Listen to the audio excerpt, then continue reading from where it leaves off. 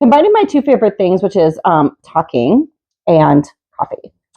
So I think I'm going to dub these as a series of alignment coffee talk. So clever of me, right? So alignment is part of my framework, but I want to speak to what I like to call these caveats that we find ourselves saying a lot of times. And I'll give you some examples, and you can insert what's applicable to you here.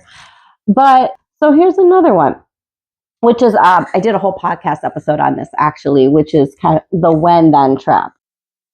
When I quit my job, then I will dive into my business. Or when my practice is thriving, then I will quit my job.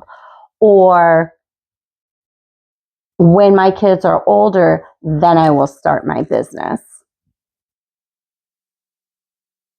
Why? That's all I'm going to ask you is why? Why wait? Why is it when that happens, then that can happen? Why? The time is now. And if you don't think the time is now, how can you create the variables to make that time work for you now? What is it that you need to create in order to do that? Okay? It's a tank top, not my bra. Okay?